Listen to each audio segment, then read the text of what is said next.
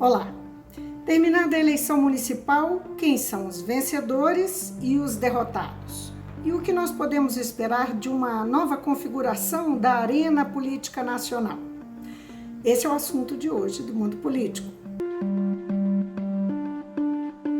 Eu vou conversar com a cientista política Magna Inácio, que é professora do Departamento de Ciência Política da UFMG. Oi, Magna, obrigada por atender o Mundo Político. Obrigada a vocês, novamente, pelo convite e a oportunidade de participar aqui com vocês. Magna, como é que saem os partidos, os personagens envolvidos nessa disputa municipal? Naturalmente, nós estamos falando daqueles que são mais evidentes, passando pelas cidades mais importantes do país, envolvendo os maiores partidos. Então, partidos, personagens, como é que saem dessa disputa? Não vamos começar pela turma que reúne aí, pelos partidos que reúnem a direita tradicional, que a gente viu aí, saiu numa situação privilegiada da disputa. Eu queria que você comentasse quais são esses partidos e o que representa o resultado deles. Bom, nós tivemos, né, a eleição, e agora concluídos os 2 turnos, né, nós temos um quadro que é bem interessante, porque a eleição municipal, né, que ocorre no meio do mandato presidencial, ela é uma eleição importante para sinalizar, né, alguns aspectos, algumas reações dos eleitores e também, né, dos partidos. E eu acho que esse quadro foi bem interessante. Como você falou, nós tivemos, né, um desempenho, uma taxa de sucesso bastante importante de partidos de centro, centro-direita, né, que nós podemos falar de uma direita tradicional, né, o Partido Social Democrático, o Partido PP, os Democratas e o MDB e o PSDB, né? Mas principalmente esses primeiros, né, principalmente o PSD, o PP, né, e o DEM, mostraram um resultado excepcional, né, em termos da conquista de um número maior de prefeituras, né? Embora o MDB continue como partido, né, com o maior número de prefeitos eleitos, o crescimento, né, do PSD, do PP, do DEM, é um resultado que nos chama atenção. Agora, um aspecto importante, Vivi, é a gente entender que esse resultado ele expressa também um movimento que esses partidos têm feito de recomposição, né, dos seus quadros e principalmente de atração, né, de políticos já estabelecidos, né, com eleitores com vínculos eleitorais, né, bem fortes. Foram políticos atraídos por meio da migração partidária, né? Então, o PSD e o DEM foram 2 partidos que atraíram muitos políticos, né, já bem estabelecidos, conhecidos dos seus eleitores, que disputaram, né, a prefeitura em 2016 e que, portanto, né, trouxeram, né, esse reconhecimento dos seus eleitores, né? Então, isso tem menos a ver com formação de quadro e mais a ver com janela partidária e em ser mais, esses partidos se tornarem mais atraentes para os políticos que querem disputar as eleições, queriam disputar? Seria isso? São 2 movimentos, né? De um lado, a gente tem, sim, né, uma renovação importante, se a gente olha principalmente para as câmaras de vereadores, né, onde nós tivemos aí atração, principalmente partidos de esquerda, né, atração de políticos jovens, né, em primeira candidatura, que representam uma renovação, né, em parte desses partidos. Mas nesses que tiveram maior taxa de sucesso, né, PSD, o DEM, eles conseguiram atrair vários políticos já experientes nos últimos anos, né, políticos vindos do PSDB, do MDB, e que, portanto, né, trouxeram seus votos. Então, não é uma densidade, né, esse resultado mostra uma densidade do partido em si, mas também uma capacidade desses partidos de terem por meio da migração partidária, também atraído quadros, né, já bastante consolidados, experientes e com voto.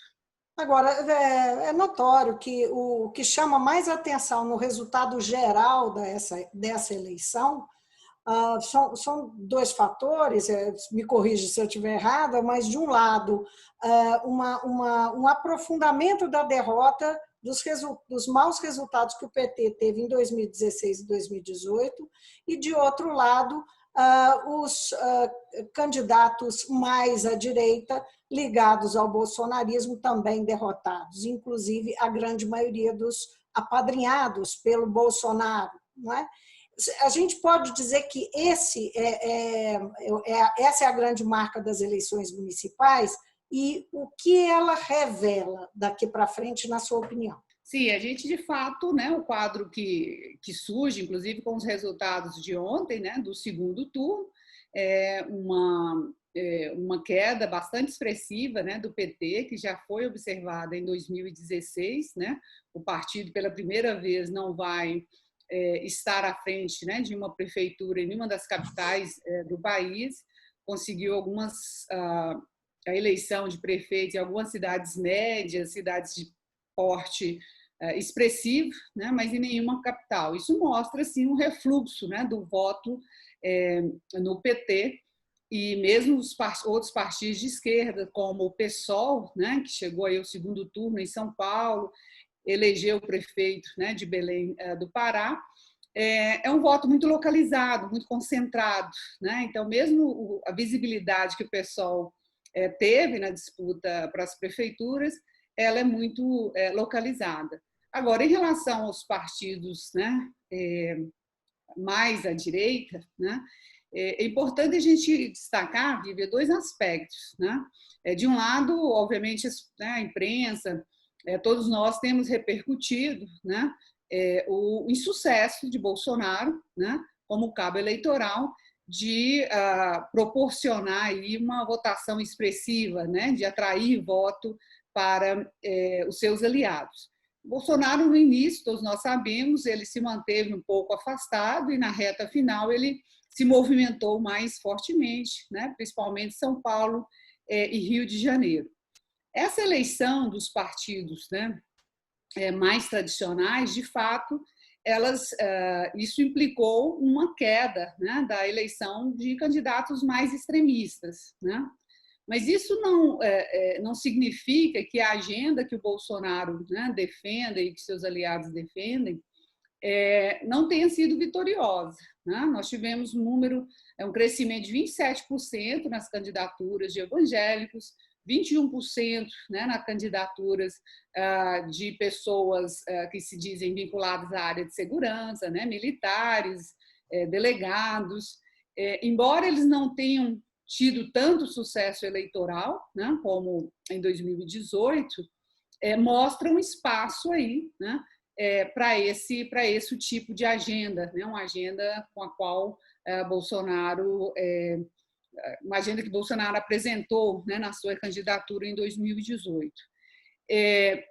Então, acho que é importante a gente pontuar isso. Né? Tem uma queda, sim, dessa direita mais extremista, né? Um insucesso expressivo, mas, em termos de candidatura, né, essas agendas foram colocadas e buscaram, né, o apoio.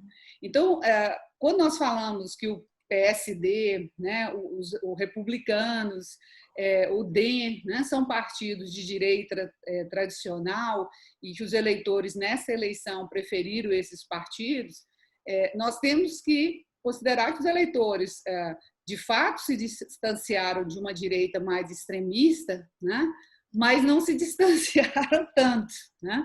Permanecendo nesse mesmo campo ideológico da direita e de centro-direita, e que são partidos, inclusive, aliados do Bolsonaro no Congresso.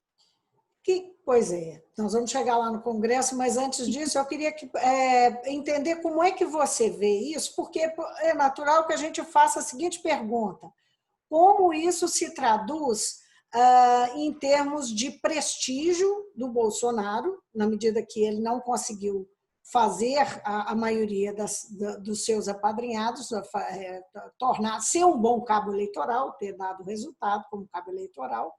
E, por outro lado, ele, claro, mira 2022 e todo movimento que ele faça, a gente vai se perguntar, e aí, ele foi bem sucedido ou não? Não é? Porque ele é o personagem central para essa disputa de 2022, pelo menos é um lado importantíssimo do jogo.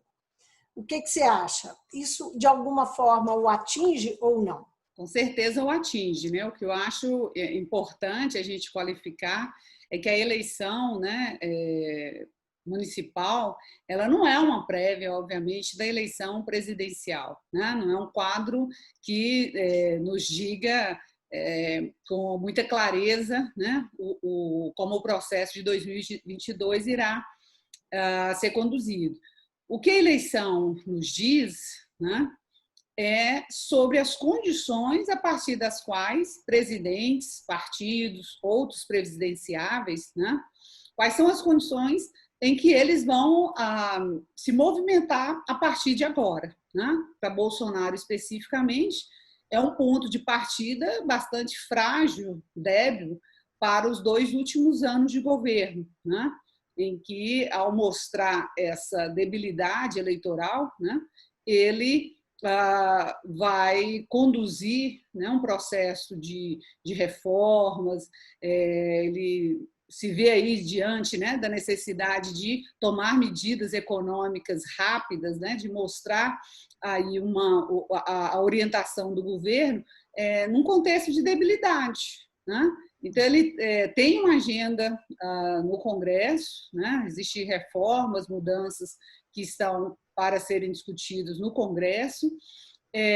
O desempenho da economia, né, e os efeitos da pandemia irão exercer uma pressão muito forte sobre o governo, principalmente em função do quadro fiscal, né, deteriorado, que já está, né, pressionando as contas públicas.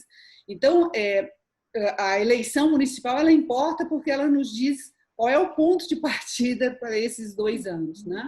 O presidente, com essa debilidade, ele se vê exposto a maior, né, uma pressão muito mais forte por parte dos partidos aliados e também por parte, né, dos partidos na oposição.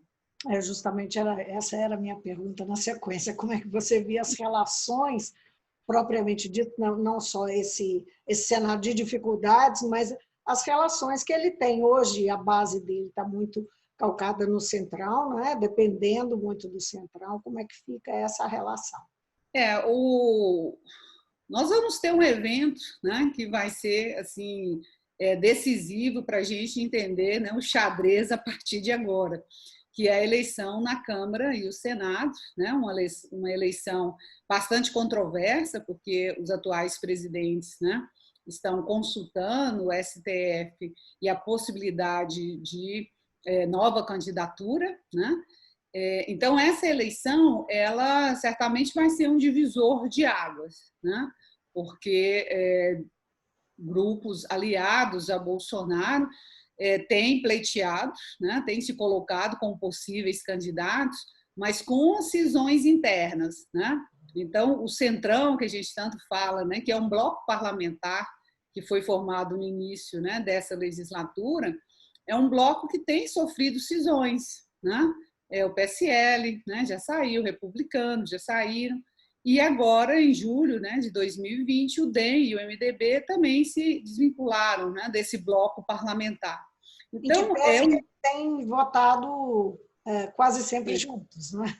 Sim, mas são cisões que refletem essa competição, né, entre, de um lado, o Arthur Lira, que é um deputado mais francamente, né, pró-governo, e outros, inclusive, né, o Marcos Pereira, do Republicanos, é um candidato, né, e tem se manifestado pela independência, né, em relação ao governo. Também outros, né, partidos têm, o DEM, né, também tem sinalizado que a presidência da Câmara e do Senado deve ser ocupado por, né, por um legislador mais independente.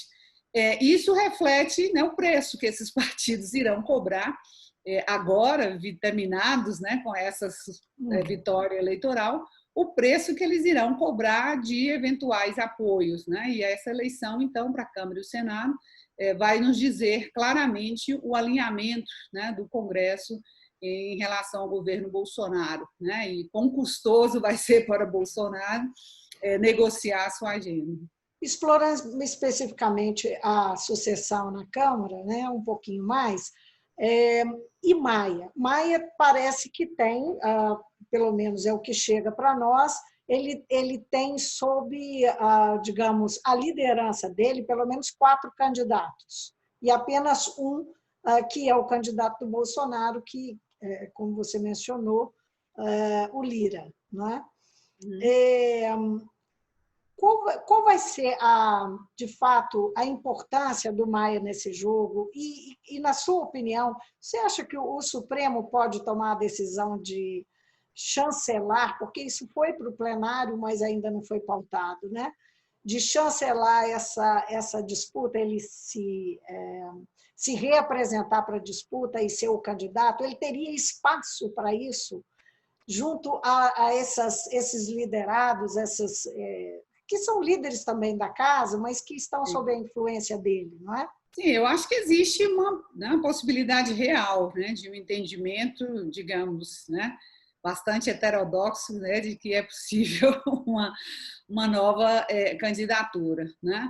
Mas certamente vai pesar, né, o efeito disso dentro da Câmara dos Deputados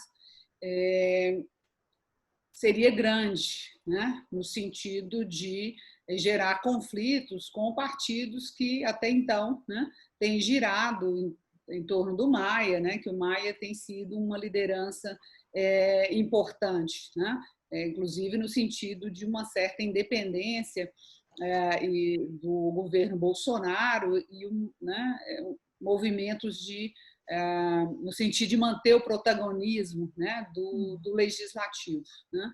Então, eu acho que esse resultado da eleição municipal, né, e o fortalecimento de alguns dos partidos, né, que estão, né, pleiteando o lugar do Maia, isso muda um pouco, né, esse xadrez. Então, acho que nós temos que observar aí como que esses partidos, né, quais serão os movimentos desses partidos no sentido de se colocarem como alternativa de fato, né, ao Maia e, com isso, obter ali uma negociação interna, né, entre eles. Uhum. E a esquerda, o PT, que tem a maior bancada da Câmara, naturalmente vai ser muito cortejado para ter apoio desse ou daquele candidato, né? Como é que fecha com Maia ou com alguém que Maia apoie contra o candidato do Bolsonaro? Essa seria a tendência? Eu acho que como um movimento reativo, né? Depois desse quadro estar mais claro, né?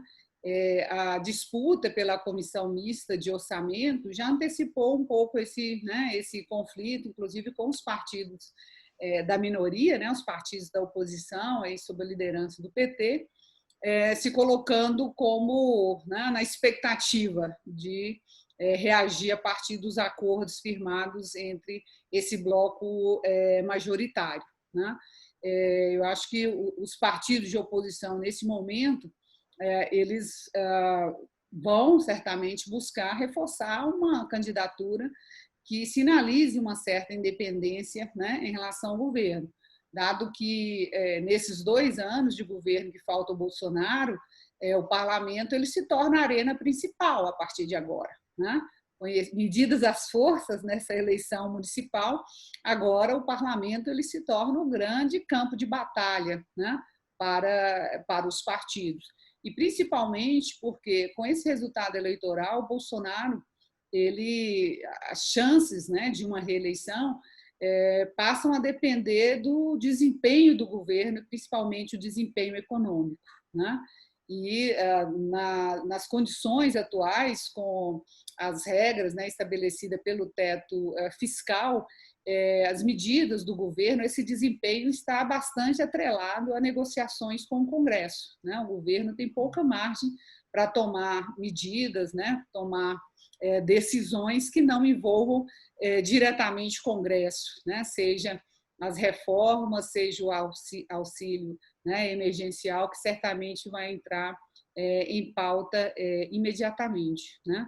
Então, o governo passa a depender muito mais do seu desempenho, né, no governo, o seu desempenho, principalmente na área econômica, e isso né, o joga nos braços do parlamento. Então, os partidos de oposição certamente vão buscar se fortalecer aí nessa arena, né, para ter condições de fazer, né, uma oposição mais efetiva e influir sobre essas decisões, sobre essa agenda, né? E 2021, nesse sentido, é um ano assim, né?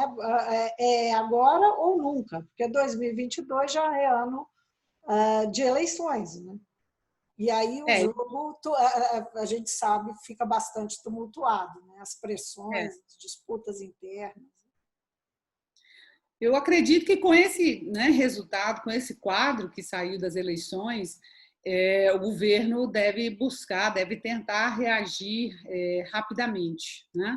E aí, em duas direções. A primeira delas é tentar ter uma influência mais decisiva na eleição de Câmara e Senado, né? Ter ali presidências mais favoráveis ao governo. E a outra direção é decidir o destino de Guedes, né? O governo certamente terá que sinalizar de maneira muito clara, né, de maneira muito direta, o que o governo pretende fazer, né, com a economia, seja para superar, né, o quadro em que se encontra o país, né, de uma estagnação, de uma depressão econômica já, né, de muito tempo, e que o governo dele não consegue sinalizar caminhos de superação, e esse quadro agravado, né, com as consequências da pandemia. Então, o governo ele deve fazer um movimento muito forte, né, eu acredito, diante desse quadro, seja para ter uma influência maior na eleição das duas casas e também dizer qual é a guinada, né, do governo na área econômica. Certamente continuar com esse quadro, né, de indefinição, um quadro de incerteza na área econômica, né, é algo que o governo deve buscar superar. E certamente isso vai passar pela sobrevivência ou não, né, do ministro Guedes na economia. Falando sobre o futuro ainda de Bolsonaro, tem um elemento que, assim, a polarização que se deu e que levou à vitória de Bolsonaro foi com o PT. O PT passa por um notório enfraquecimento a partir dessa última eleição, já com um processo e agora mais sério. Esse enfraquecimento de um dos polos pode levar, pode induzir também ao enfraquecimento do Bolsonaro, ou ele, enfim, resta a ele buscar um oponente, não é? O que você pensa disso? Porque o antipetismo foi um grande propulsor da eleição, não é, de Jair Bolsonaro. Eu acho que nós vamos, né, continuar com um quadro, né, de polarização, que não precisa ser uma polarização, né, tão distendida como foi, né, em 2018, mas isso certamente é algo que permanece. Inclusive pelas regras do nosso sistema eleitoral, né, Vivian? Nós temos uma eleição presidencial direta, popular, em 2 turnos, né? E essa disputa em 2 turnos, ela leva com que os partidos, né, se coordenem no segundo turno, né? E nesse momento, né, essa polarização ela ganha ter uma expressão maior. Eu acho que com o contexto econômico e com os efeitos da pandemia, o tema das desigualdades sociais, né, deve emergir de forma importante, né? Esse tema já apareceu nesse ano com a discussão, né, do auxílio emergencial. Então, claramente ali a discussão sobre uma renda mínima, criar um programa mais permanente, né, de renda, que foi encampado pelo próprio governo, né, Bolsonaro, embora não tenha até o momento apresentado, né, uma alternativa. Isso já mostra a saliência, né, que esse tema terá nos próximos anos, pelo efeito de crise econômica, né, e os seus impactos na economia e no crescimento da pobreza e desigualdade, né, nos próximos anos. Isso é uma agenda que potencializa, né, os apelos eleitorais da esquerda, né? Mas não, de forma alguma, implica que algum partido de centro, né, de centro-direita, possa também estabelecer ali um embate em torno dessas agendas, né? Até porque o auxílio emergencial foi capitaneado pela direita tradicional no Congresso, quando houve, não é, especialmente sob a liderança do Maia, né, quando houve a necessidade de enfrentar a questão. Agora, hoje o Flávio Dino, o governador do Maranhão, Flávio Dino, voltou a tocar na questão, a necessidade de uma frente ampla de esquerda para pensar 2022. Mesmo ele dizendo que acha um desafio e tal, ele argumenta que ela é necessária ainda no primeiro turno para enfrentar Bolsonaro. O que você pensa disso? Então, veja bem, eu acho que esse discurso, né, de uma frente ampla, de uma articulação, né, que envolva necessariamente o centro, ou pelo menos, né, os partidos mais à esquerda, é um tipo de discussão que ganhou até mais força, né, com a eleição nos Estados Unidos, a eleição do Biden, né, que foi bem sucedido em construir esse tipo de alternativa. Mas a gente tem que considerar que o nosso sistema eleitoral ele oferece poucos incentivos, né, para um movimento dessa natureza, né? Como eu estava chamando a atenção, a eleição em 2 turnos, ela incentiva os partidos a lançarem candidatos, né, à presidência no primeiro turno, inclusive como forma de ampliar as bancadas no Congresso, né?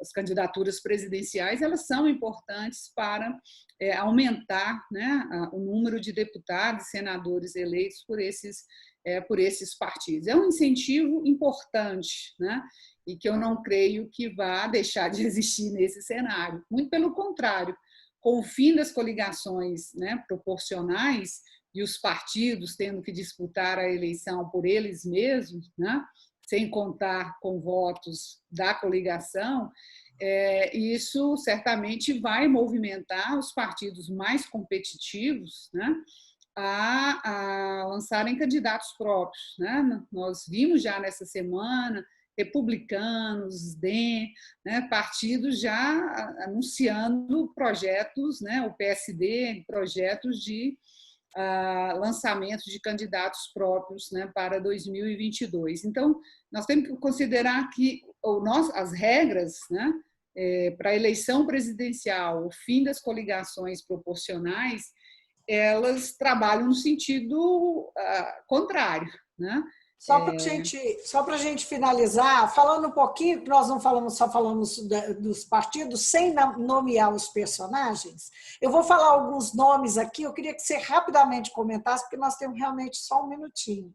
Então, nós temos aí no campo da direita, evidentemente, Dória, apesar de não ter aparecido nada nessa disputa eleitoral, ter ficado muito nos bastidores, Boulos, que sai pelo PSOL, com mais de 2 milhões de votos, né, dessa eleição municipal, nós estamos falando de São Paulo. Tem outros nomes que estão aparecendo em Minas Gerais, já falaram, inclusive em Alexandre Calil, que ora ele é citado para governo, ora já foi citado até para a presidência, tem outros nomes como o próprio Flávio Dino. Eu queria que você comentasse rapidamente esses personagens e outros que eu eventualmente não tenha citado. Eu acho que eles, né, esse movimento aí para lançar candidaturas à presidência depende muito da força do partido, né? O Flávio Dino, Boulos ainda são candidaturas muito limitadas do ponto de vista de uma expressão, né, nacional dos partidos, são partidos que ainda estão muito concentrados. Obviamente, o Dória é um candidato que, né, já se apresenta, mas que vai ter que viabilizar uma candidatura que amplia a sua margem, né, a sua entrada no Nordeste, em outras, né, regiões. O PSD, com certeza, né, vai trabalhar uma candidatura própria, pelo menos até o último minuto, né, a não ser que haja ali alguma chance de formar compor uma chapa com o vice, como apresentando o vice, uma chapa mais competitiva. O próprio Kassab, em entrevista recente, nominou a Antônia Anastasia como um candidato que o partido poderia apresentar, né? Eu acho que nós temos ainda um cenário de muita incerteza, né? E não é interessante para os próprios candidatos antecipar esse debate acerca de nomes com tanta antecedência, né? Mas o cenário, essa eleição, com certeza, revitalizou, né, alguns nomes e partidos que estarão à frente desse processo. A gente não pode esquecer o próprio Ciro Gomes, né, que certamente vai ser um elemento importante nessa discussão sobre uma frente à esquerda, inclusive pelo veto, né? Deve ser um dos presidenciáveis que não irão trabalhar, ele não vai trabalhar com essa perspectiva de frente, e isso pode frustrar bastante a capacidade da esquerda de aglutinar né, em torno de uma candidatura mais competitiva. Só lembrando o nome de Sérgio Moro, que embora não tenha nem partido e afirme que não é candidato, né, na verdade ele tem feito um grande esforço para se manter na mídia. Né? Sim, inclusive como um articulador do que seria um centro, né, uma alternativa ao centro. Né? Mas eu acho que a sinalização dessa eleição, né, municipal, de trazer de volta, né, os partidos políticos sólidos, né, partidos já consolidados como os atores principais da eleição, é um aspecto que vai prevalecer em 2022. Acho que o espaço para os outsiders, para esses candidatos apoiados num discurso antipolítica, esse espaço, ao que parece, está se reduzindo. Magna Inácio, muitíssimo obrigada por atender o Mundo Político, a TV Assembleia. Obrigada pela boa conversa. Obrigada, Vivi. É sempre um prazer conversar com você, trocar ideias. Agradeço a oportunidade. Eu conversei com a cientista política Magna Inácio, ela é professora do Departamento de Ciência Política da UFMG e fez aqui um arrazoado, esse pós-eleição que fica, como ficam os partidos, as perspectivas que estão sempre mirando 2022, não é isso, Magna? Exatamente. Um abraço, então, até. Um abraço, Vivi.